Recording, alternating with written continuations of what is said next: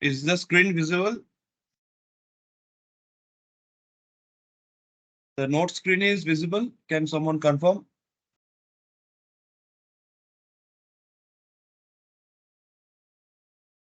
Hello? Yes, sir, visible. Okay.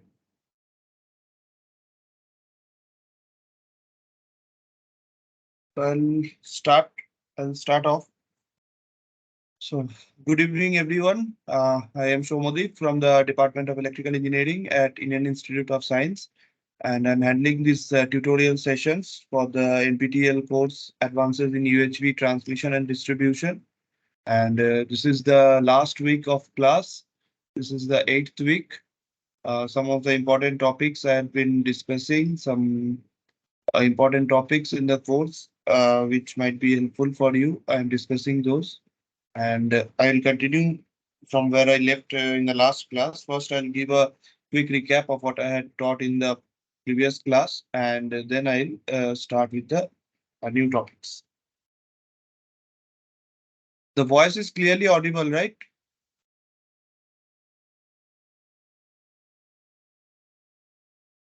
Yeah, audible. Okay, fine. So actually, in the last class, we were discussing about the different mechanisms of generation of high voltages. In that, we saw we have the measurement generation of AC high voltages, then we have generation of DC voltages, and followed by the generation of impulse voltages. So DC and AC we all know, but let me give you a brief intro of what is impulse voltage. Impulse voltage is actually neither DC nor AC. It is a very high magnitude and uh, instantaneous voltage, like which one second.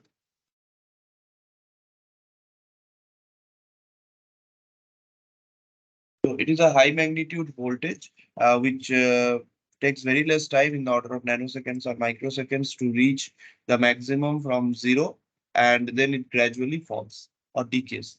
So this type of voltage is known as impulse voltage. So this type of voltage, in nature, we have lightning. So this lightning actually replicates to some extent this impulse voltages. We approximate or for analysis purpose, for numerical solving purpose, we use a generalized 1.2 bar 50 microsecond impulse voltage to be representative of lightning. And so why we need to generate these high voltages? The generation of high voltages is necessary in the laboratory, particularly to test the different power equipments with this kind of voltages and to understand their withstand capabilities. Basically, we have we have transformers, we have the overhead insulators.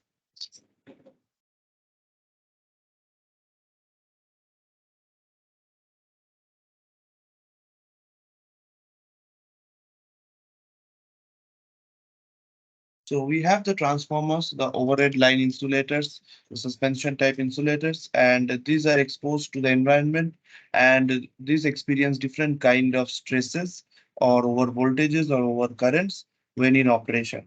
And hence we need to test their capability, their withstand capability to this kind of voltages. For that, the first step is that we have to generate these high voltages in the laboratory. So we have different circuits for generation of high voltages of DC, AC, and impulses. First, we had started off with the AC high voltages, and there we had discussed about the cascaded transformer, where there are multiple stages of three-winding transformer.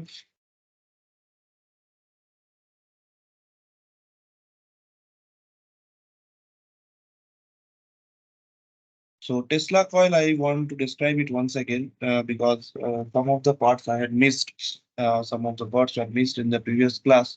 So Tesla coil is basically it is an air core transformer, and it is used for generation of high frequency, high magnitude voltages. Basically, this cascade, the main difference between cascaded transformer or the series resonant transformer and this Tesla coil is that the cascaded transformer and the series resonant transformer, they are used to generate voltages of frequency of lower frequency, that is a power frequency. However, these Tesla coils, are used to generate very high frequency, high magnitude voltage. So you can see from the circuit diagram that this is the simplified circuit diagram of a Tesla coil. We have a DC voltage source which is used to charge a capacitor C1 by connecting it by closing the switch. And then once we open the switch, there is a discharge path for the capacitor to drain out all its charge through the resistance and the R1 and L1. This is the primary side, and there is a loose coupling between the primary and the secondary side. In the secondary side, we have the lead resistance R2, then we have the winding inductance, which is L2, and C2 basically it is the total load capacitance, total capacitance of the load, including the stray capacitances. So basically what happens is once we charge this capacitor C1 by closing the switch S1, the C1 gets charged to the full input voltage V. Now as the capacitor gets fully charged to V1, V, then it starts then once we open the switch, it gets a path for the discharge through the inductor L1 and the resistance R1. So once there is a discharge means there will be a flow of current, right? So due to this flow of current, there will be, and since it is an LC RLC type of circuit, there will be oscillations starting in the primary, and we will have an primary is the primary winding will be fully energized and it will have oscillations with frequency F1, which is due to that inductor L1 and capacitor C1. Obviously, due to the presence of the lead resistance R1, there will be some damping effect, but for ideal situation, for analysis purpose, we have neglected the effect of that resistance R1 or R2 in the present scenario. So what happens now? The primary winding is fully energized. So once the primary winding is fully energized, this energy will flow through the air, which has very high leakage flux, and that will, due to mutual in principle of mutual induction, it will set up some energy in the secondary winding. Now this energy in the secondary, uh, this buildup of energy in the secondary will cause a current to flow through the inductor L2 and the capacitor C2. So due to this, since there is again a flow of current in the secondary, this will start some inherent oscillations in the secondary winding with frequency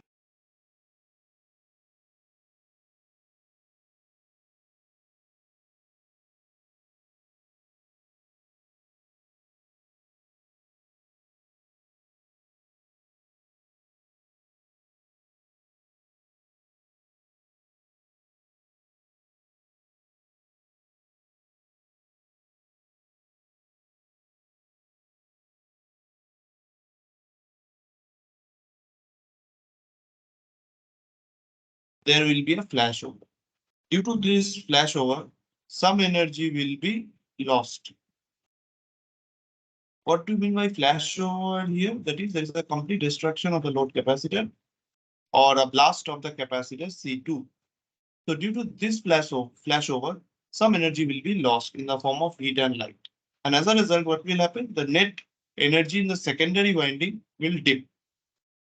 Now, due to this, again, this energy unbalance, till now there was an energy balance between primary and secondary. Now, since again there is an energy imbalance in this between the primary and the secondary winding, now energy will again be transferred from secondary to primary. So as the primary energy again builds up, again there will be so energy transfer is from secondary to primary now. Now again current will set up in the primary winding and again C1 will get charged. Then it will discharge through R1 L1. Again that will transfer the energy to secondary and this energy transformation cycle will continue. And this continuous energy transformation cycle that generates a very high frequency voltage. So basically, this frequency of the generated voltage will depend on the oscillation frequency, right? Or rather, to be more precise, it will depend on the value of inductor L1 and capacitor C1. So we have done a simple derivation on to derive the magnitude of the output voltage. So here you can see I have neglected the value of R1 and R2 because that will unnecessarily complicate the situation. So here, if we apply KVL or Kirchhoff voltage law in the primary and secondary side separately, we will get two different equations, which are equation 1 and equation 2. So, so we need to analyze this circuit, we need to convert it into S domain or Laplace domain. So once we convert it into Laplace domain, we will get something like this, which is given by equation 3 and equation 4. Okay. So from this, you can go through this. We can form a matrix like this. And from this, we need to find out I2. So we can find out I2 easily from this using some matrix reduction rules or matrix solving rules, like Cramer's rule you can use. Once you get I2 of S, you can get I2 of T by inverting that or taking inverse Laplace of that. Once you get I2 of T, that is the load current, you can obviously get the load voltage, right? What is it? It will be V2 of T will be equal to I2 in V2 of S. V2 of S will be equal to I2 of S into SL2 plus 1 by SC. Is it correct? Any confusions here in the operation of this Tesla coil? Any questions? No. Is it clear? Yeah, it's okay. So this is what we have this. So this is the magnitude of the output voltage. You can see here, depending on the value of alpha and beta, that will decide the frequency of the generated voltage. And MB1 C1 by alpha square minus beta square. So that will decide the magnitude of the voltage. Right. So I'll first some topics I had left in this Tesla coil. So I'll do that first, and then I'll once again come back and I'll give a quick recap of series resonant transformer. Okay. Then stop me anytime if you don't understand anything. Okay.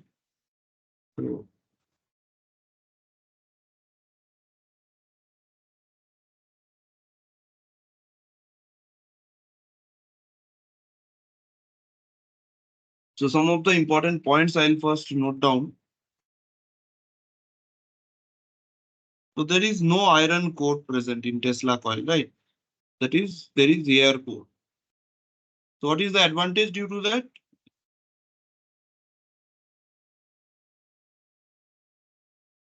So absence of iron core, there will be saving in cost and size because the cost of iron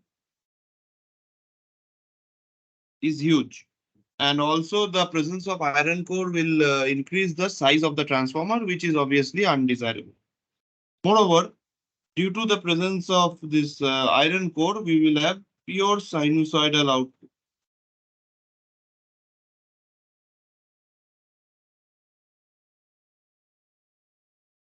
Moreover, the another advantage is there is slow buildup of voltage.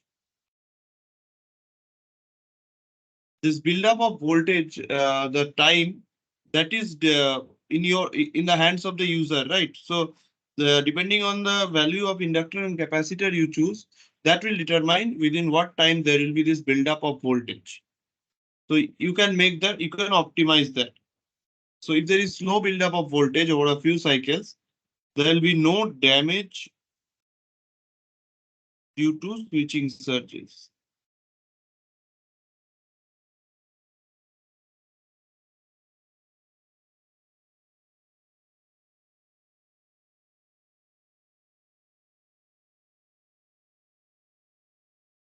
So if you compare a standard transformer or a power transformer with a Tesla coil, what are the differences? So one side I will write is standard transformer.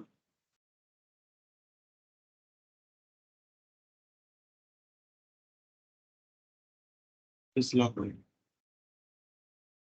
So first there is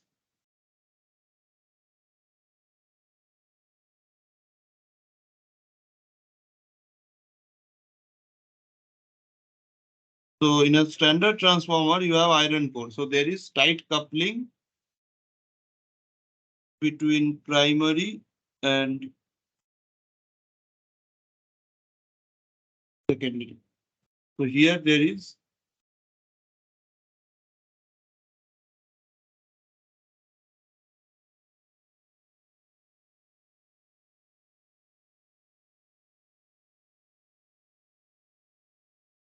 So here, this voltage gain that you get, that is output voltage, ratio of output voltage to input voltage, that is basically due to turns ratio, right?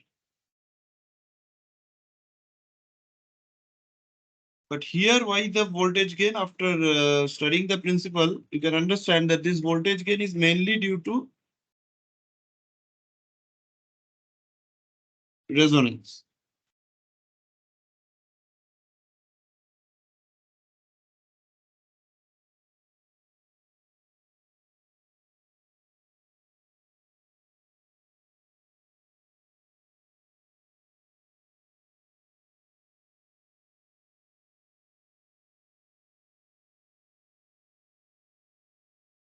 So due to presence of iron core, this one generates voltages of low frequencies.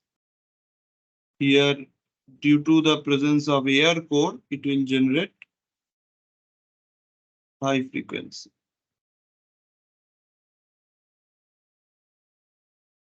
Okay. So these are the different points which you can keep in mind to understand the main differences, the principal differences between both are transformers. But if someone asks you what is the difference between a standard transformer and a Tesla, so these are the these are the differences. How whereas, but the main principle of working, the main working principle is the same. That is the principle of mutual induction, right? Is it clear? Any doubts?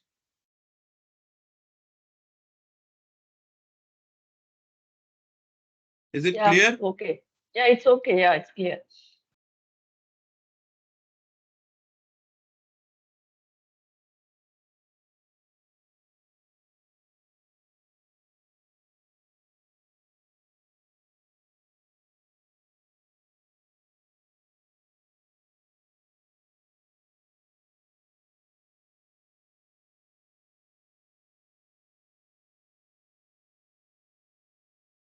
So now I will show you what how the output and the input voltage looks like, the primary and the secondary voltage level.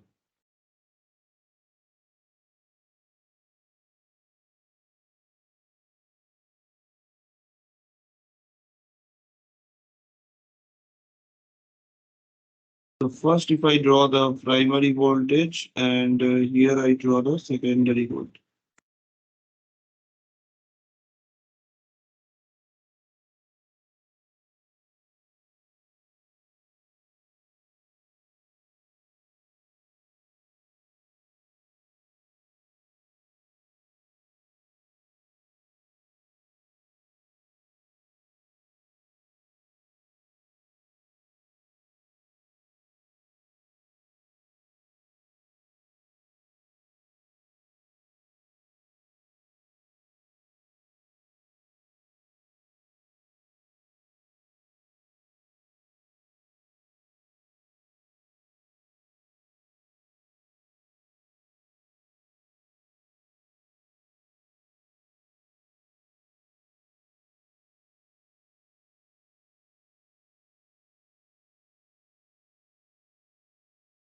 So you will draw it correctly.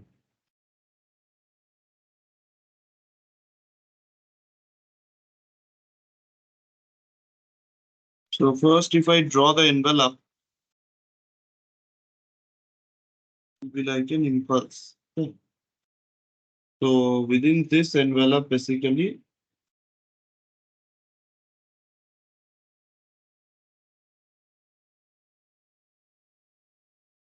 so here if you draw now,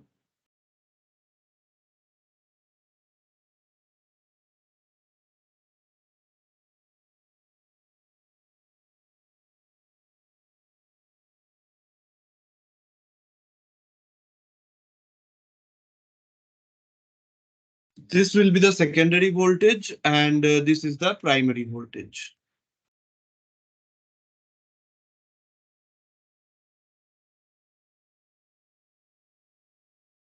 So now some equations I will write, which are the different the voltage gain of our Tesla coil.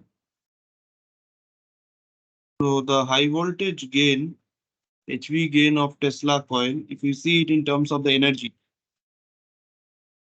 in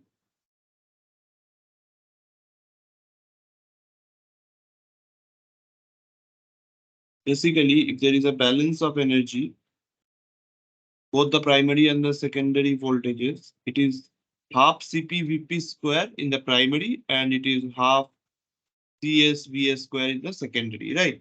So now if you see this, we will basically get Cp Vp square equal to Cs Vs square.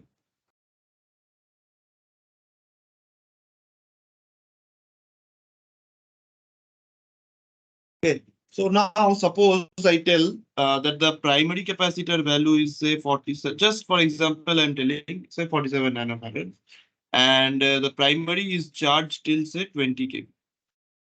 Then what is the energy stored in the primary? It is basically 0.5 47 nano to 20K whole square, which basically gives me around 9.4 joules. Okay.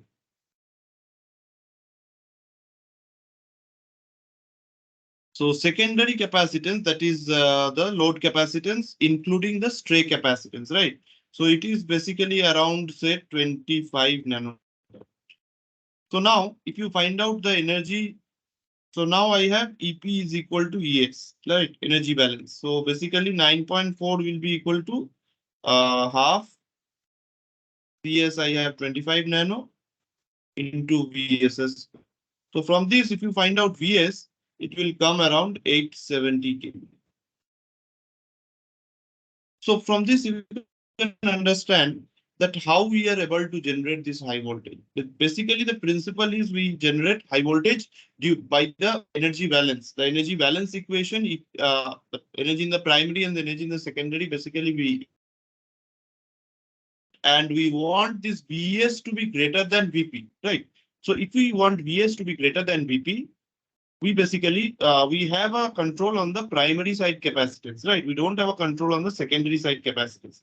So in this equation, Cp Vp square equal to Cs Vs square, we know we have fixed Vp primary voltage and Cs is also fixed. So now in order to appropriately find Vs, we can only vary Cp. There is a primary side capacitance.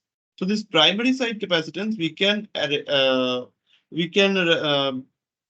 make it such that this Vs is sufficiently higher than Vp, right? So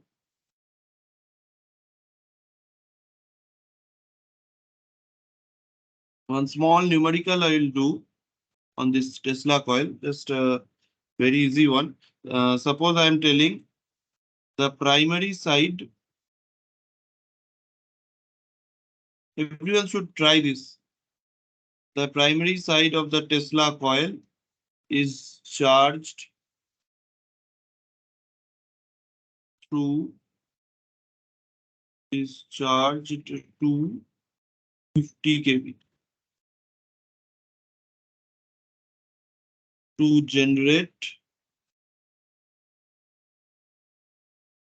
1 second. A Tesla coil is used to test an overhead insulator of 35 nanofarad capacitance. The coil is charged to 50 kV in order to generate 800 kV These are all peak to peak values, right? 800 kV at the output. How much primary capacitance we have to use? Can everyone try this question? Samir, Dr. Valsalal, Anushri, Prabodh, everyone, can you please try this question? We'll try. Yeah.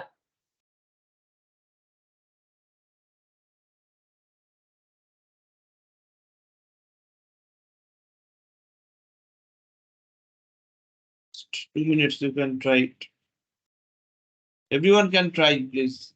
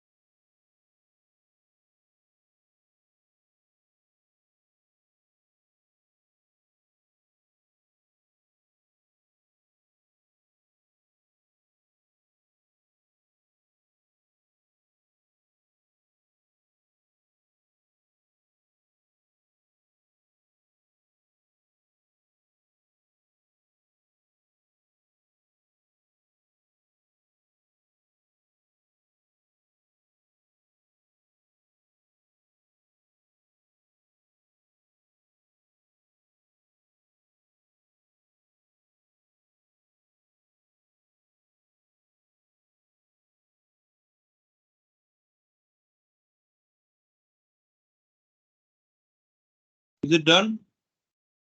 Samir? Anyone? Is it how much you got?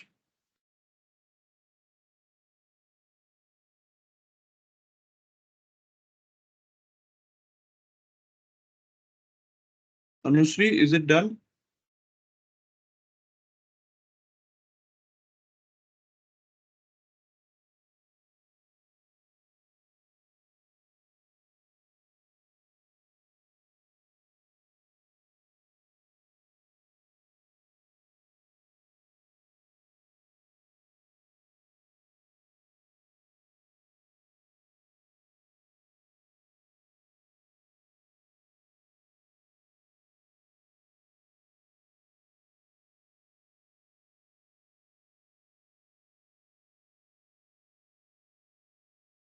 Is it done, Dr. Valsalal? It's going on. I'm doing it.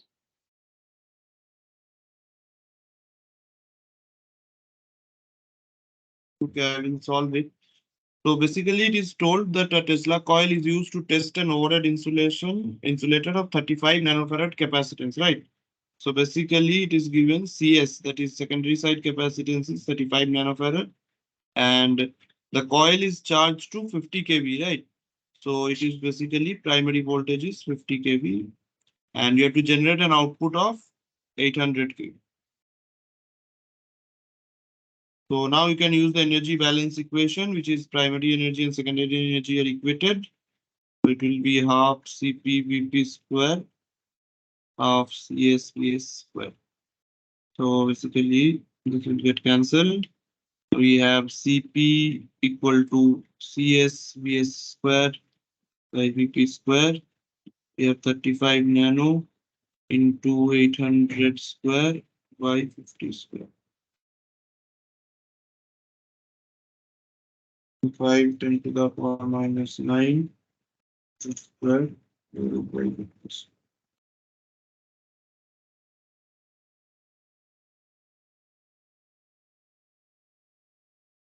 So CP, the primary capacitance is basically how much? 8.96 microfarad.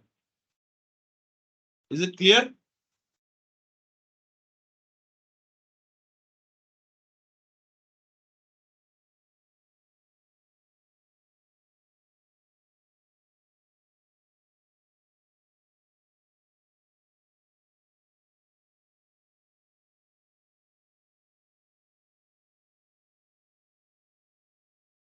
Can I move to the next Right. question, next Yeah, part? yeah, it's clear. Okay.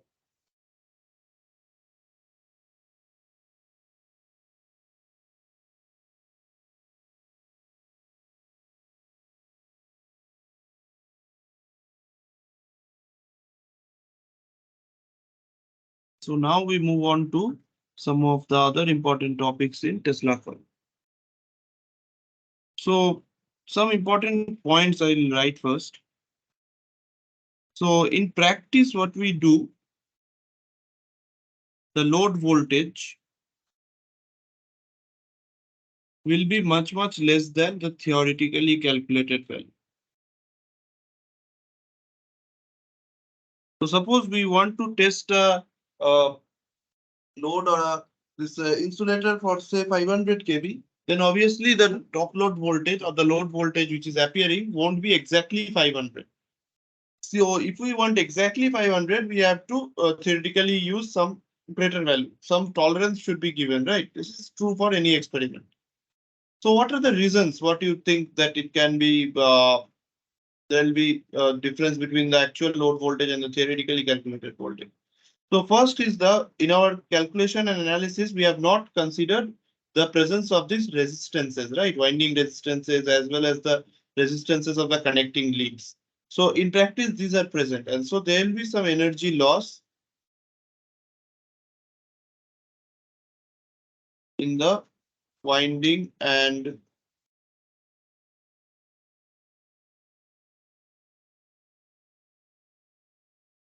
lead resistances. Then we have some energy loss in the primary, in the switch, that is the spark gap which is present in the primary winding.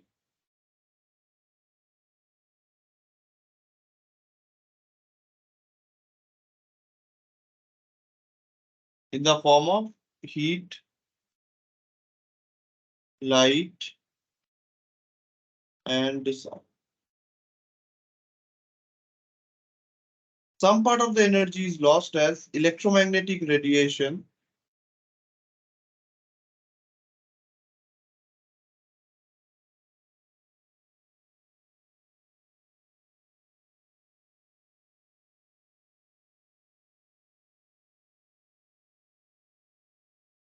So some part of the energy will be lost in the electromagnetic radiation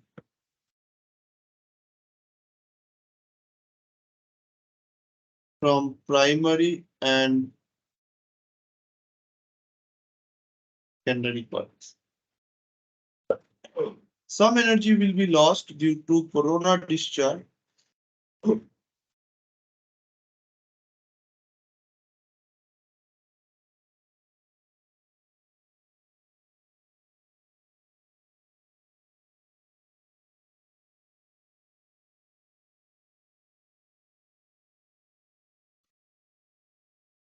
So corona discharges from load, or we call it as top load. The load we refer here as top load.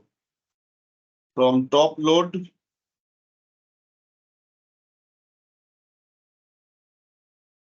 so generally to prevent this corona discharge from the top load to the nearby grounded objects, we use what is called as corona control ring.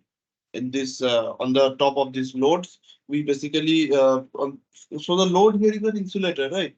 So basically, if I am testing a overhead insulator, my load is an this overhead insulator, and when this corona discharges from the top of the top load, from the top load to the nearby grounded objects, we basically use this corona control rings.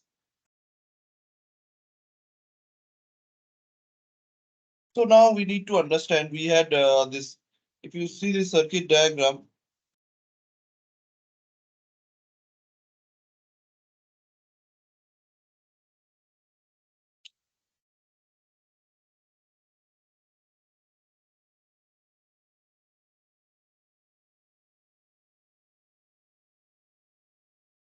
so basically, if you see this circuit diagram of the Tesla coil, the first circuit diagram which I had drawn,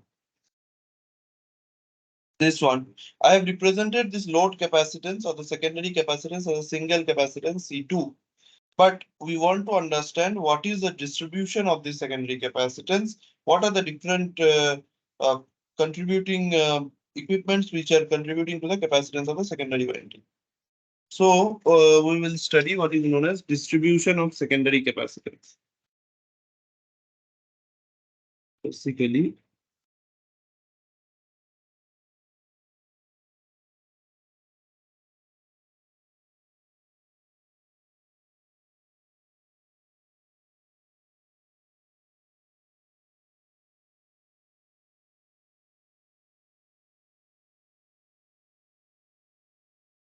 so we have what is known as distribution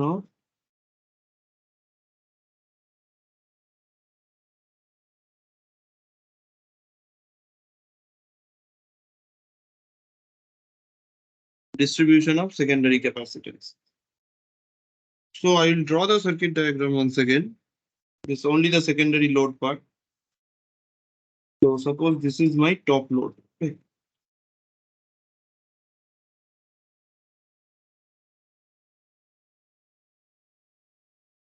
This is my top load. Here I have my secondary winding.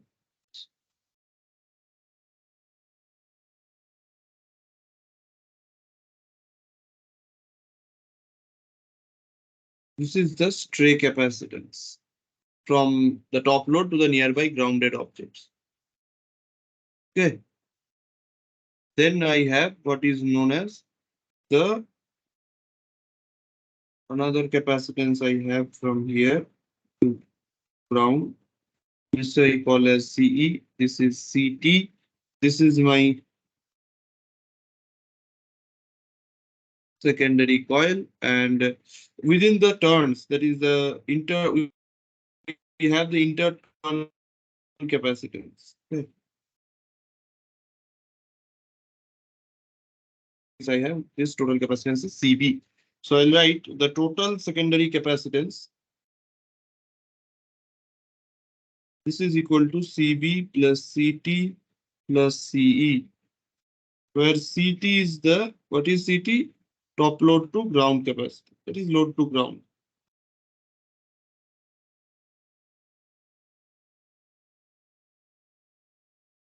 So what is CB? It is the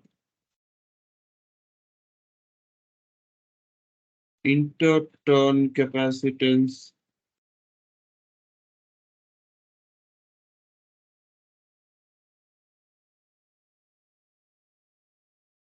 then we have CE. This is the capacitance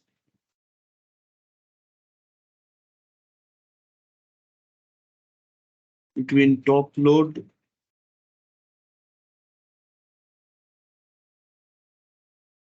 nearby objects, nearby grounded objects and walls.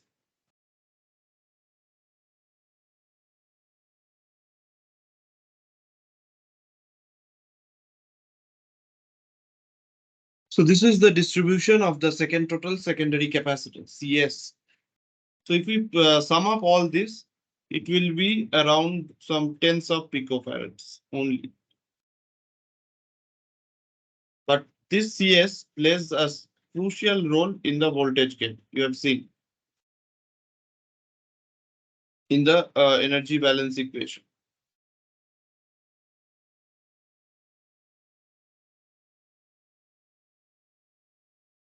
Okay, so these are all the important points about this Tesla coil. Then I'll go back to this series resonant transformer once again. And is the Tesla coil clear? Any questions? Anyone? Any questions? Anyone? Anushri? Samir? Mr. Prabodh? Yeah, just one clarification. This loose Yes. coupling and tight coupling. Yeah. Ordinary Uh-huh. transformer, we have tight coupling, here loose coupling. You said leakage reflux is going to be more in loose coupling. Yes. My question is, what is the role in the Tesla coil, loose coupling? Yes, Maybe that the is what building is. up of the voltage, building up of the Yes. voltage, transferring between primary, secondary, primary, and piling up Yes. of Yes. voltage, right? Okay. Yes. Yes. Right. Actually, this loose, the coupling is what is determining this build-up of the voltage. That is the exchange of energy between the primary winding and the secondary winding. So Yes, sir. if you have a tight coupling, so there will be less energy will be transferred from the primary to the Yeah, fine. secondary, and the entire purpose of the equipment will be lost. So that's why we are Okay. using a loose coupling or air core transfer. Okay. Thank you. Thank you. Any other clarifications? Anyone? Mr. Rakesh? Anyone else? Any clarifications? Any doubts?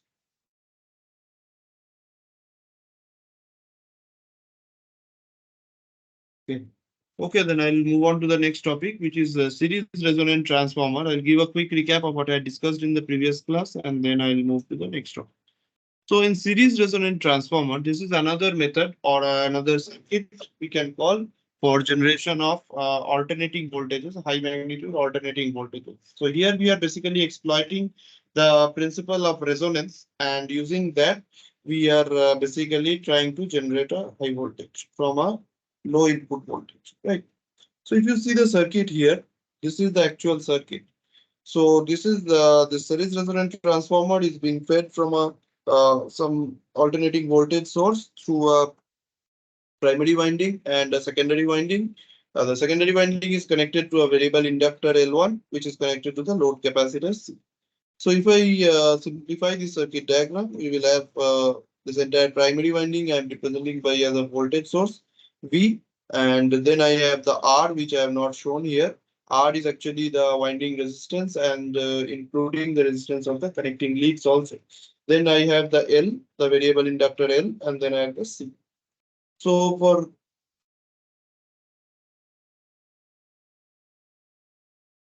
one second.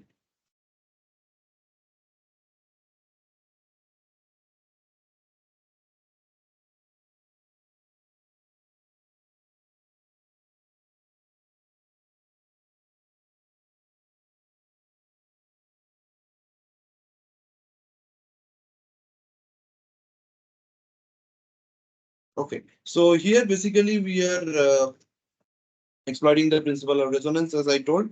And we have in the simplified circuit diagram, you can see I have the voltage V, then I have the resistance R, the variable inductor L, and then I have the capacitance or the load capacitor C.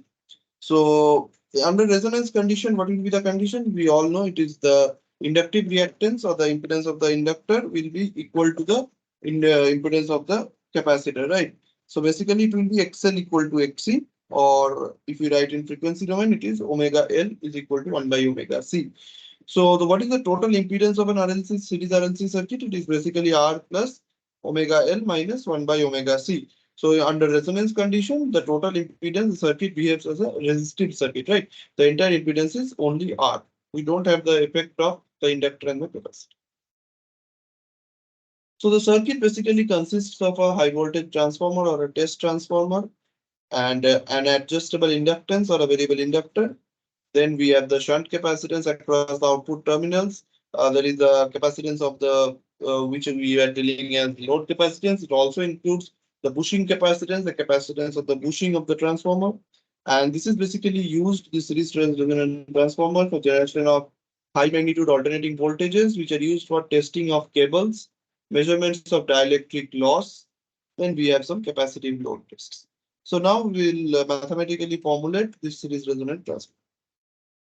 So under series resonance, as I had told, it is XL is equal to XC, and that is omega L is equal to 1 by omega C. So the net at resonance, the RLC circuit behaves as a purely resistive circuit. This is known to you from the knowledge of network theory or circuit theory. So what will be my output voltage now? So it is a series RLC circuit. So the output voltage is basically the voltage across the capacitor or anything you can take. It is a voltage across the capacitor. VC. What is VC? It is IC into, there is a current across the capacitance multiplied by the what is called the capacitive reactance, right? So it is basically IC into XC. So what is IC? IC is again the input voltage by the total impedance of the circuit. And then what is the total impedance of the circuit? It is R. So basically IC is V by R, as I have shown here, multiplied by XC. And what is XC? It is 1 by omega C. So the output voltage is basically V by R into 1 by omega C. So this 1 by omega CR is known as the quality factor of the circuit, which is given by Q. Or we can also express the output voltage as V by R into omega L if we take the voltage across the inductor. So basically this Q, there is a quality factor of the circuit. So the ratio of the output voltage and the input voltage here in a series resonant transformer, it is basically the quality factor. So V out by V in will be equal to Q. And this Q is totally dependent on the circuit parameters L, C, and R, right? So generally the quality factor of a circuit, series RLC circuit, it is in the range of 40 to 80. So if we have 40 as a quality factor, we will have output voltage 40 times the input voltage. So it can be a high voltage. In this way, we generate this high voltage. So we have seen this numerical here. If you see with this numerical, it will be clear. So we are telling a series resonant transformer. It is which is a 1:10 transformer is being fed from a 230 volt sinusoidal supply, 50 hertz supply. The resistance of the leads and winding is 2.5 ohms, and the load capacitor is 2 microfarad. So I've asked to find out the maximum output voltage. Can someone try this question? Can everyone? Those were most of you were not there in the previous class. Dr. Valsalal, Samir, I think you were not there in the previous class. You can try this question once.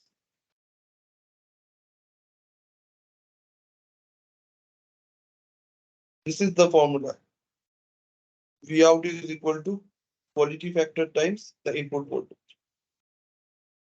Can you try once or shall I Yeah, yeah, explain? yeah.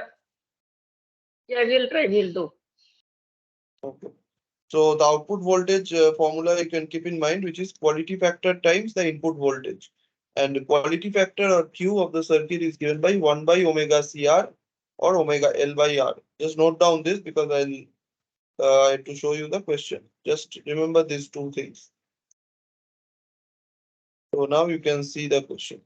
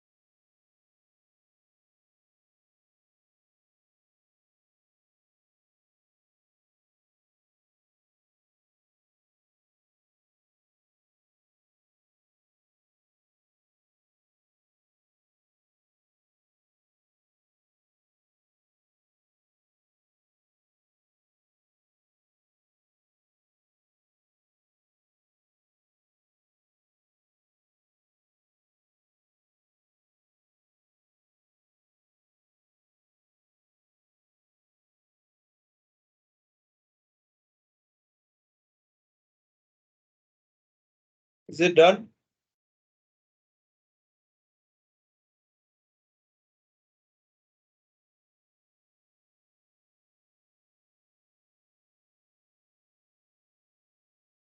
Others are not responding today. What happened? Anushri, Samir, Mr. Samir,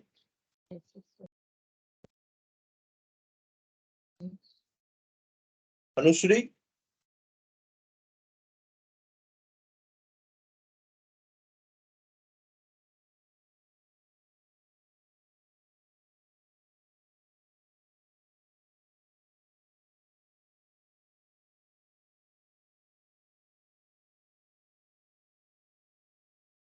Sir, I have some connectivity problem. Okay, So okay, okay, okay, hopefully.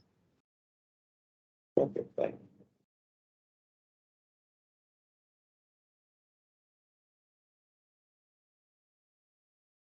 Mr. Pramod, are you there in the class? Yeah, yeah. Not responding. That's why I thought. Can you can you try this question? You are not responding, there is no point in attending the classes.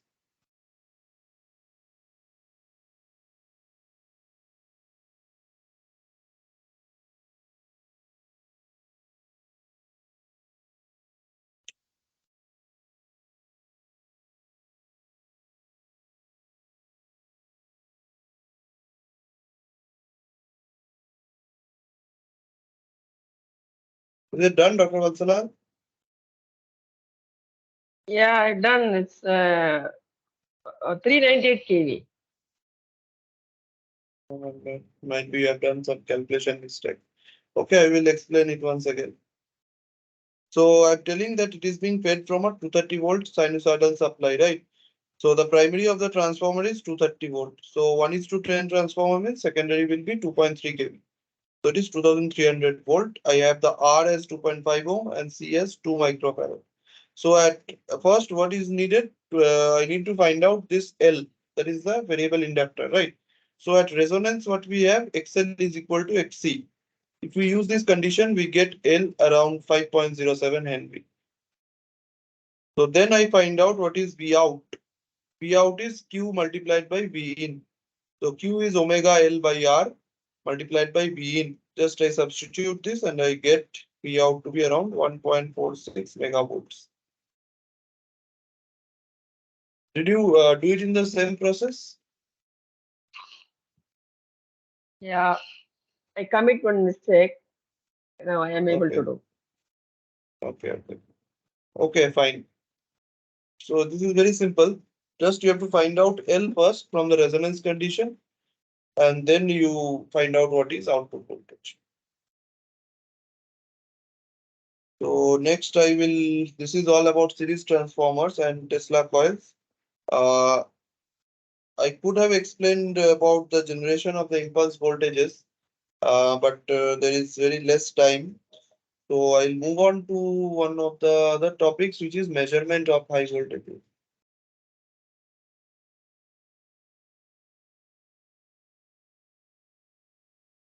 So I'll move to measurement. Some measurement techniques I will explain of measurement techniques of high voltages, right?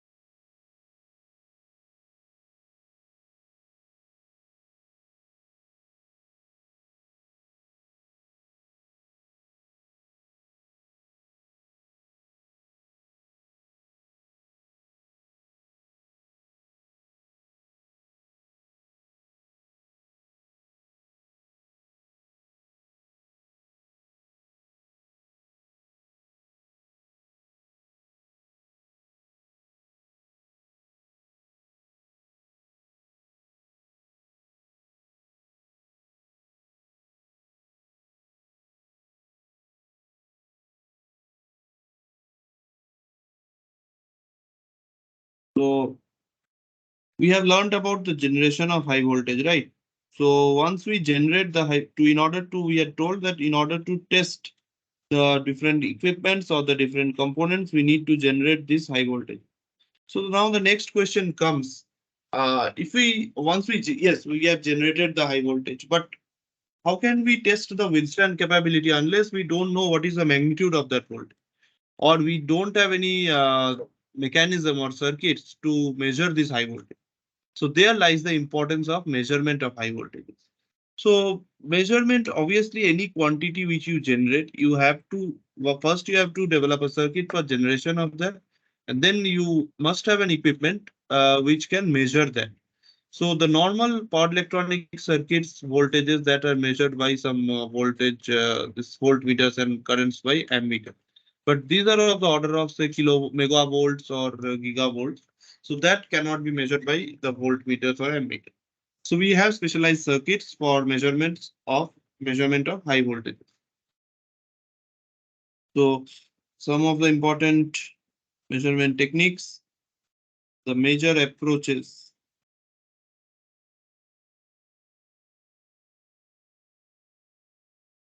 of measurement of high voltages.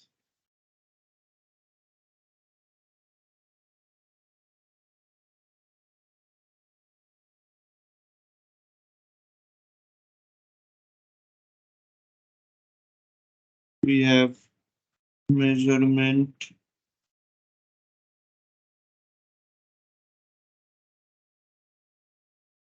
the effective values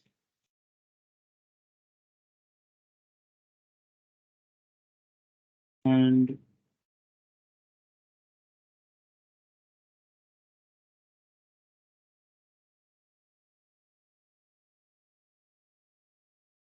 using sphere gaps. Then I have, sorry, sphere gaps will measure the peak value, right?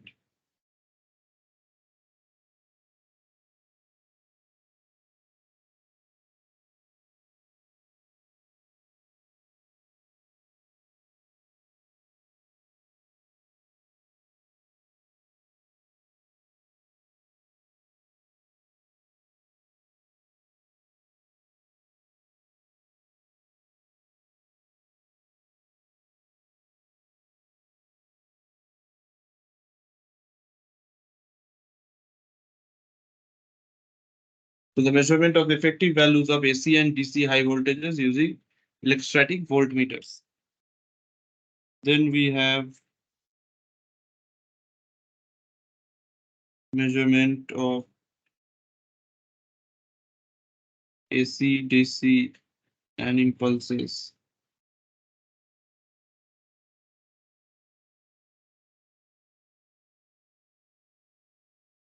Voltage dividers. Then we have peak voltmeters. Next we have optical measurements. I won't be able to discuss all these methods. Some I will try. So next we have the measurement of high currents, right? Next we have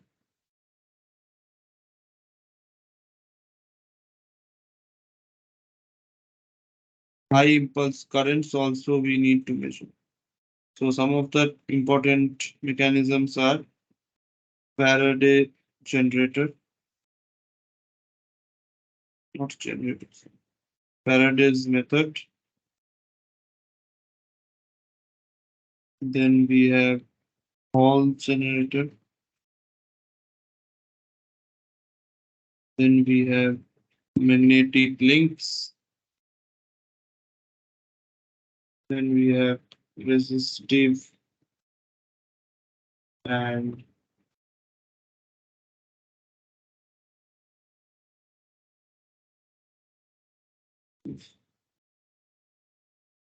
Hall effect.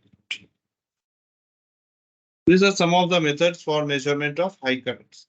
So I'll describe one or two of these methods. Rest you can any standard high voltage engineering book you can refer. The one by Kofel and Zingel is available. That is of a better higher level. To start with, you can start off with CL Wadhwa high voltages, or you have that what is that? Another book is there. I'll tell you. So first I will talk about measurement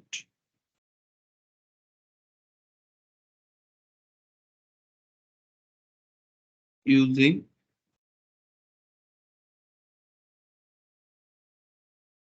peer gaps. Just a second.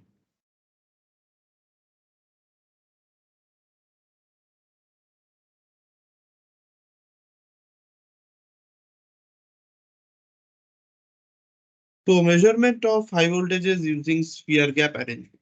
So this sphere gap arrangement is a very old technique for measurement of these high voltages. Both AC, DC as well as impulse voltages can be measured. The peak value of the AC, DC and impulse voltages can be measured using this method. Using this method of sphere gaps. And basically here what has happened, what happens is there are two big metal balls, two big metal spheres which are suspended like this. We have some hinge here. Some hinge is here.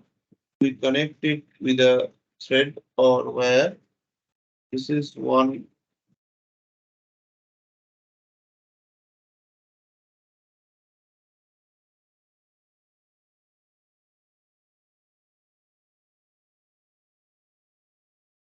This is one sphere.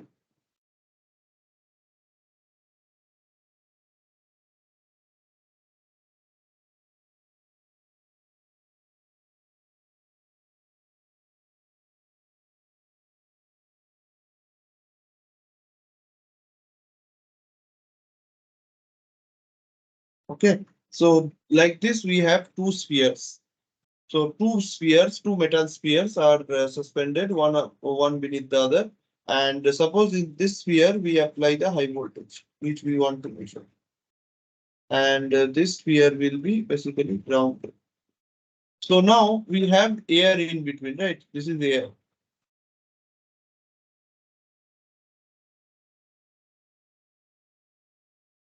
Which is so the dielectric here is air, right? So what will happen? What do you think? Due to the application of high voltage on one of the metal spheres and the air between them being insulating, it will start, the air will soon start breakdown, right? Because if you see the theory of breakdown, the breakdown theory of air, there are different theories. So the basic theory, if you look into, you will see that once you apply a high voltage and if sufficient initiating electrons are present, these initiating electrons will collide with due to the application of these high voltages, these initiating electrons will collide with will get sufficient amount of energy and they will start colliding with the neutral air molecules. Due to this collision with the air molecule, this will multiply or rather they will generate some positive ions as well as negative ions. Again, this will collide with some other neutral molecules and they will generate electrons and different other metastable atoms. So due to this multiple collision, soon there is a flood of electrons in the gap between the two spheres. And once there is sufficient number of electrons to bridge the gap between the two spheres through the air, we have a conducting path between one sphere to another sphere. And that is when we have the flashover or the breakdown of the medium. So this theory, this physics is basically being utilized here. So how we are utilizing? Suppose I apply a voltage, say I have generated some high voltage and that I want to measure. So I directly connect that output of that generating equipment to one of the spheres and I apply it to one of the spheres. And I see whether there is a breakdown of the air in between. If there is no, so first we keep both the spheres at a very huge distance and we see whether there is breakdown. If there is no breakdown, we bring this one sphere is fixed and the other sphere is movable. So this I am keeping it fixed. Suppose this is my another sphere. Okay, so my two hands are the two spheres. I apply voltage in this sphere, and this sphere is grounded and this is fixed also. This is fixed and this is fixed, this is movable. This is movable. The right hand side is movable, right? So now I apply this high voltage, I see whether there is flashover. There is no flashover, I bring this closer. Again, I see if there is flashover. So I move this closer until there is a flashover or a breakdown.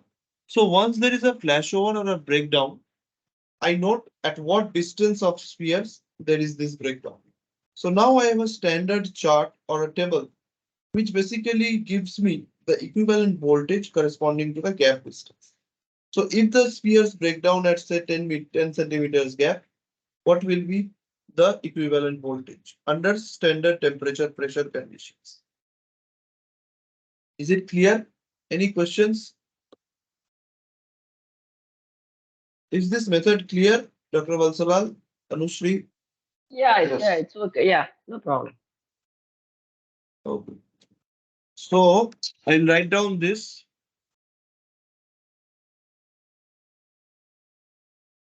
So basically we are applying high voltage to one of the sphere terminals.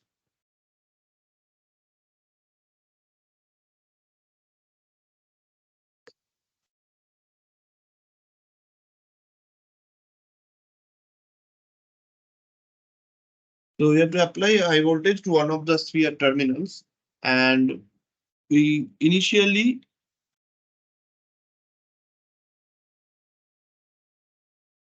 keep the gap distance as high as possible. So now we have to adjust the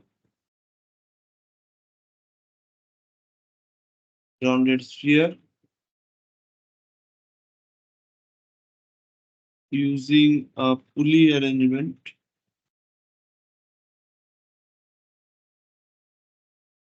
to slowly reduce the gap distance. Then we will note down the gap distance at which the sphere gap arrangement breaks down.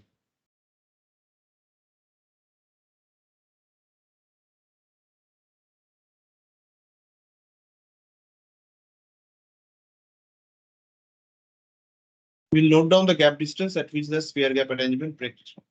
So we'll repeat this experiment at least 20 times.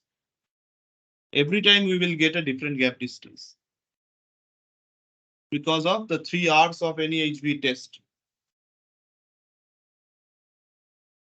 Repeat this for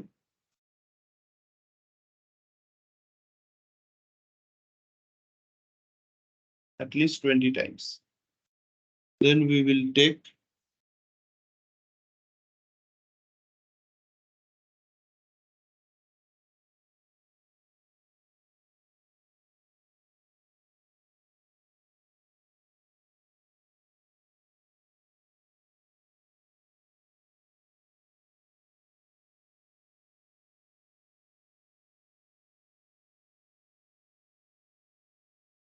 the average gap distance and we will refer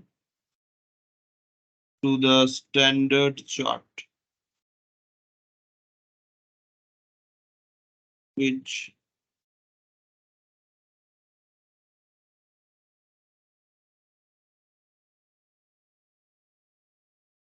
gap distance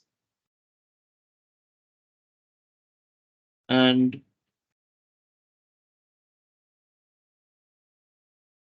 corresponding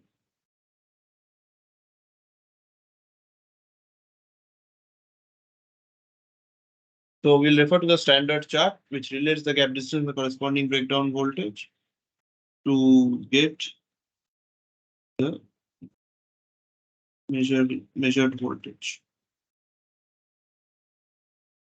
Voltage measured.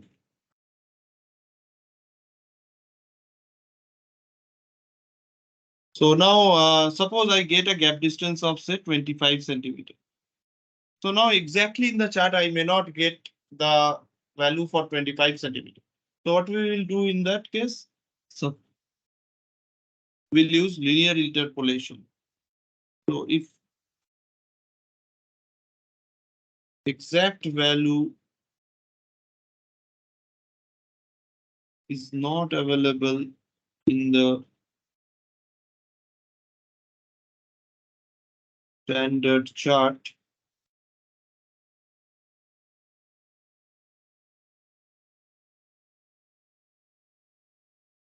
use linear interpolation formula to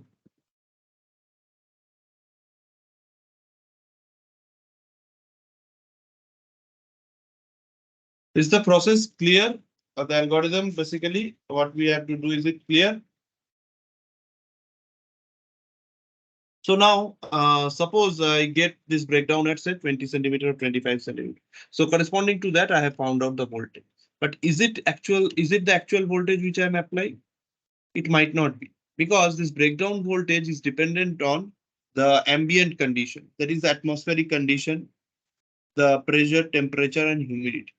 So if it is at exactly at standard temperature and pressure, this chart actually gives the breakdown voltage at that gap distance corresponding to STP, that is corresponding to standard temperature and pressure conditions. But suppose if I am conducting the lab, if I am conducting the experiment at a different temperature pressure, I have to correct that. So now I will talk about this, the factors which are affecting this gap distance.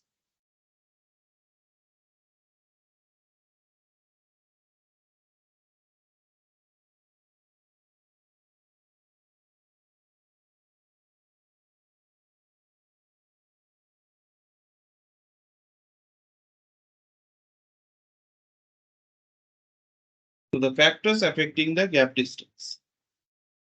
Number one is atmospheric conditions.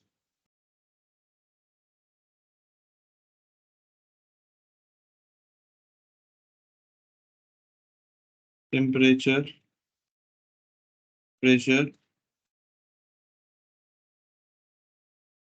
pressure, and humidity. Next, we have presence of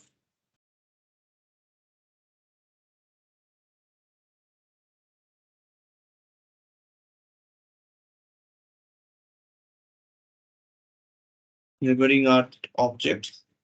Next, we have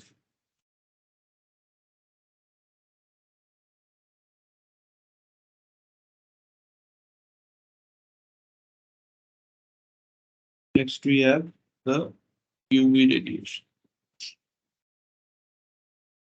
Okay, so now I will describe each one. How is it affecting the gap distance or the breakdown voltage? First is the atmospheric conditions, right? Under atmospheric conditions, first we will discuss about temperature. Any doubts, you can stop me in between. Is it clear, Dr. Valsalal? Yes, yes, yes. It's fine, right? No confusions? Yeah, no problem. It's okay. Okay. So in this atmospheric conditions, temperature, pressure, and humidity, how it will affect my breakdown. So as the temperature increases, basically the breakdown voltage reduces, because that is breakdown will happen quickly. Because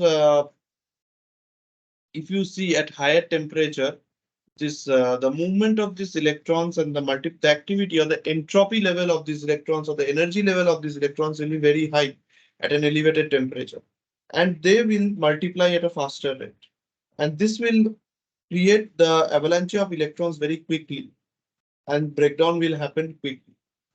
So now how it is affecting the gap distance. So now the sphere gap would break down at a higher distance, right? So if my temperature is higher than the standard temperature pressure, so suppose my standard temperature is how much? 25 degrees centigrade, 298 Kelvin. So suppose my temperature is say 300, suppose 30 degrees centigrade. So now at 30 degrees centigrade, I'll see my actual breakdown is happening at 30 degrees centigrade. So, and the breakdown voltage which I am getting, it is at 25 degrees centigrade.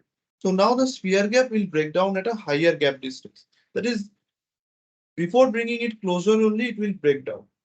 So thus higher value of voltage is measured at a higher temperature. That is, at higher temperature, measured value is greater than the true value. Measured voltage is greater than 2. I'll explain it once again. As we know that due to increased temperature, breakdown voltage reduces. That is, breakdown happens very quickly. So now, suppose I am at 30 degrees centigrade, but suppose the breakdown happens at say 20 centimeters. Okay. So now so we are seeing this corresponding to 20 centimeter. What is my voltage in the chart? But that is not the actual case. It is breaking down at 20 centimeter at 30 degrees centigrade. So, but we are looking at the chart at 20 centimeter breakdown corresponding to 25 degrees centigrade. So there will be a mismatch in the values. Is it clear? The actual value which I am trying to find is not what is different from what I am getting because of this difference in temperature. So now how to correct that? So for that you need to understand, am I measuring a higher value or am I measuring a lower value compared to the true value? So here, since the breakdown voltage reduces or it happens quickly, we are measuring a higher value. We are measuring at a higher gap distance only it is breaking down. So my true voltage is obviously less than my measured voltage. Is it clear?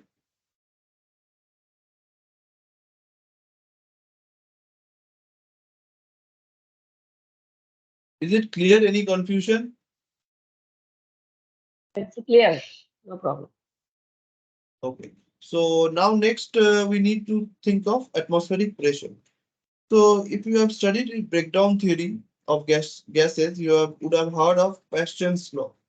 So what is Paschen's law actually? That basically relates my breakdown voltage with the atmospheric pressure. So it basically shows that with the increase in pressure, first there is a decrease in breakdown voltage. There is a minimum. There is a minimum gap. There is a gap distance corresponding to the minimum breakdown voltage. And then again, there is a pressure or atmospheric pressure corresponding to the minimum breakdown voltage. And then again it rises. So basically, the graph is, as far as I remember, is somewhat like this. So this is breakdown voltage. This is P into T. So corresponding, this is my VBD mean. So as this pressure increases or decreases, there is a decrease in breakdown voltage, right? So as the pressure increases, breakdown voltage increases, right? So breakdown doesn't happen quickly. Here it is just the reverse of temperature. If we see in this region, what is happening in this region? In this region, the breakdown, as the gap distance is increasing, breakdown voltage is increasing. That is, breakdown will happen, not happen quickly. That is, it is delayed. Now, even if we bring it very close, then only breakdown will happen. That is, gap distance is less if pressure is extremely high. So here, my measured voltage will be less than the true voltage. The voltage which I am measuring is far less than the actual load. Okay. Next, we will look into humidity.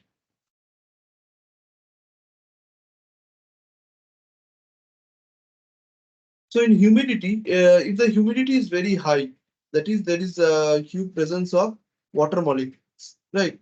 So that in the presence of very high humidity reduces breakdown voltage. That is, breakdown happens quickly due to the presence of water molecules, right? High humidity, breakdown voltage reduced.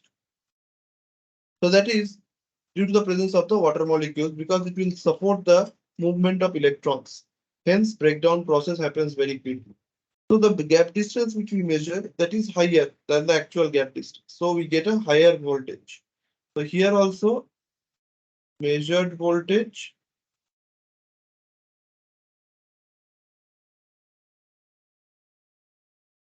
is greater than true voltage.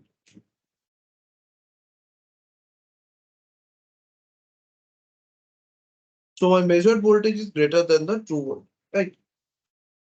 So whatever we measure, we need to have an empirical relation to correct this, right?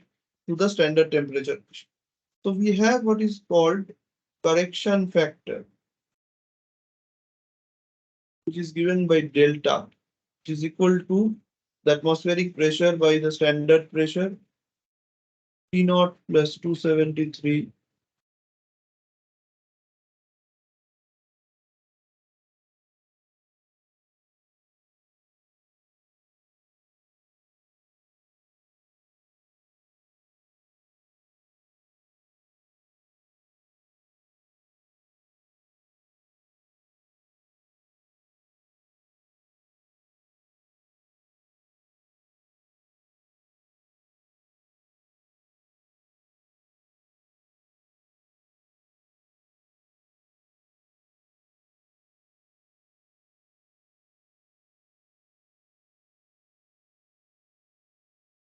My voice audible?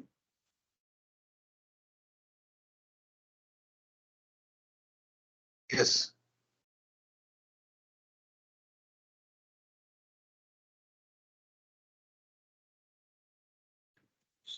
Not audible. Is it audible now? Yeah, now it's okay.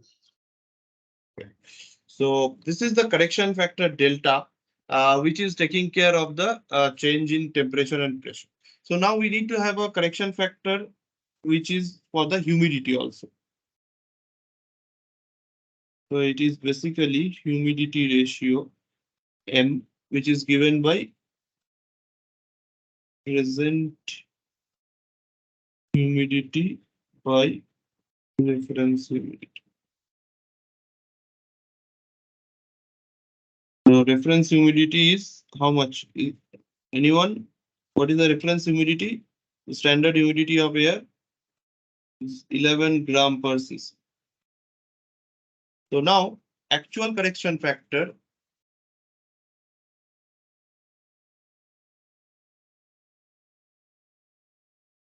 Okay. So actual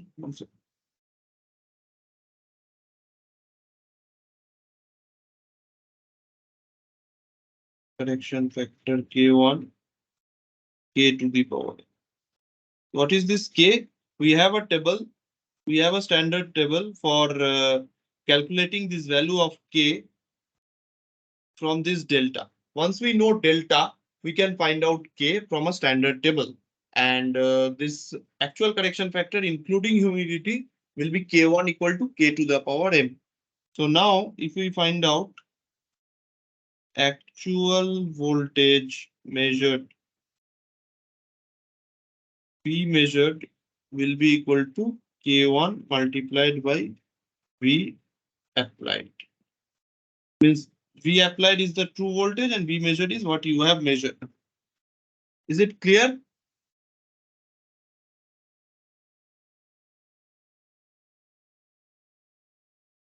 Is this clear? Any Please repeat the confusions? last. Yeah, Okay. please repeat the So last part. yes, sure. So actually what Actual I'm telling correction here, fact.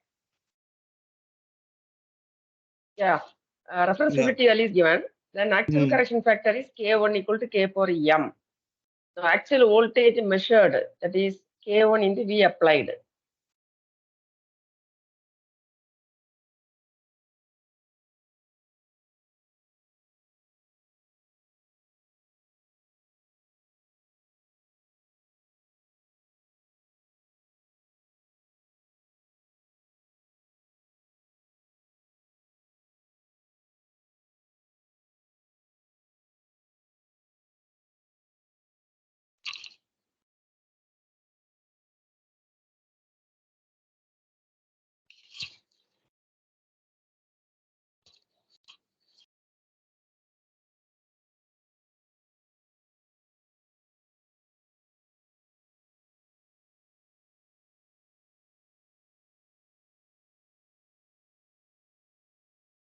Am I audible?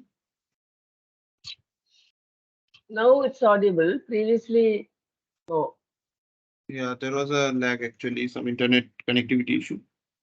Is it clear now? Am I my voice is clear? No. Now the voice is clear, but I was not able to hear. Might be Yeah. explained. Yes, I will explain it once again. So actually this this sphere gap method of measurement, the basic theory here is we find out the gap distance when it is breaking down the sphere gap, and we refer to the standard chart to find what is the corresponding voltage corresponding to that gap distance. So the issue here is the chart which is the standards which are present, that is corresponding to the standard temperature pressure, which is 760 millimeters of Hg and 25 degrees centigrade uh, temperature and 11 gram per cc humidity. But actually, when we conduct the experiments in our laboratories, this temperature and pressure is very difficult to maintain. So suppose we conduct the experiment at a different temperature pressure, and we refer to the actual chart which refers to the STP, right? So then we will get erroneous results. So in order to correct that, we need to take into effect the different correction factors. So the first correction factor, which is delta, which is given by P by 760 multiplied by T naught plus 273 upon T plus 273. That delta is used to is the correction factor to take into effect the temperature and the pressure. So once we have that, once we get delta, we have a chart from where we can find K corresponding to delta.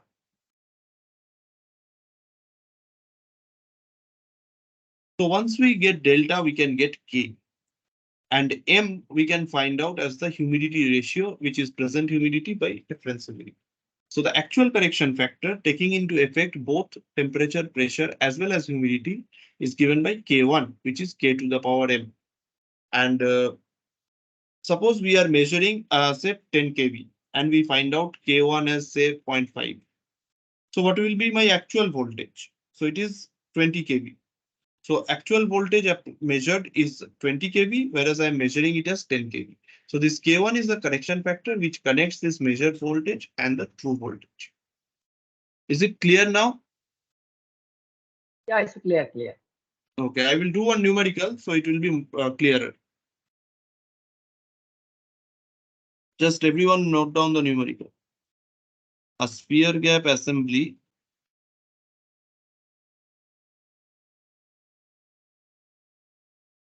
measures and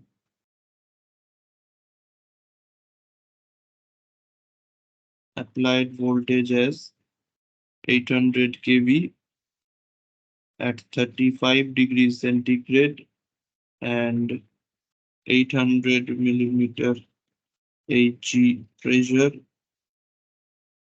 and 13 gram per cc humidity. Find the true voltage. So it is telling a sphere gap assembly measuring an applied voltage as 800 kV at 35 degrees centigrade and 800 millimeter Hg pressure and 13 gram per cc humidity. Find the actual voltage. So first we need to find out delta, which is P by 760 to T naught plus 273 by T plus 273. We calculate it, it is 800 by 760 into 35 plus 273, it is 308. Sorry, it is 298. It's coming to be. Everyone, please try the question. Unless you try, it won't be clear. So it is around 1.0. Okay. So now corresponding to this delta, you need to have a chart to find out K. Find K. I don't have the chart right now, so I cannot find. Any high voltage lab, you will find this chart. So once you get K, you will find out M now, which is 13 by present humidity by reference humidity. 13 divided by is 1.18. So actual correction factor will be K1 equal to K to the power M. So it is K to the power 1.18. So my measured voltage is equal to K1 into V true voltage. So measured voltage is how much? 800 kV. K to the power 1.18. So from here you can find out what is the true voltage. Is it clear? Is the method clear? Dr. Yeah, it's Bansalan, is clear. it's clear, Yeah, right? yeah, clear. Okay. Yeah. Okay. So that's it from my side. And this is the, you all know this is the last class. And we will be, I maybe in future I will again take this course next year, some tutorial sessions. So I hope you have benefited from this course, some that the tutorial sessions which I have taken. So maybe we'll meet again in future. Thank you. Any feedback or suggestions? Anything you can come out and tell, or you can fill the feedback form which has been sent to you. Anything? feedback form I have not done, but I will do it. But your done presentation is good, but clarity is there, concept is there, everything is okay.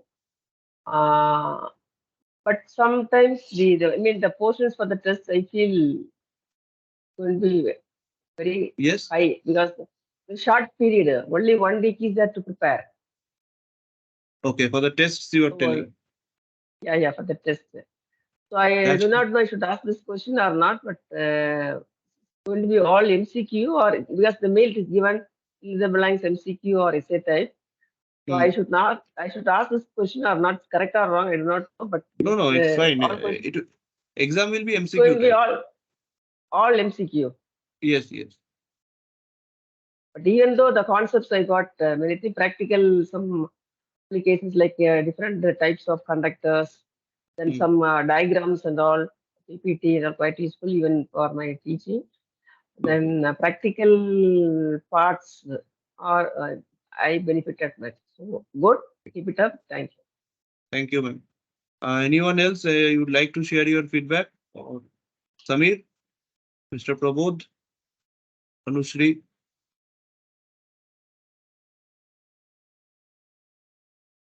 Okay, fine then. All the best to everyone. Thank you.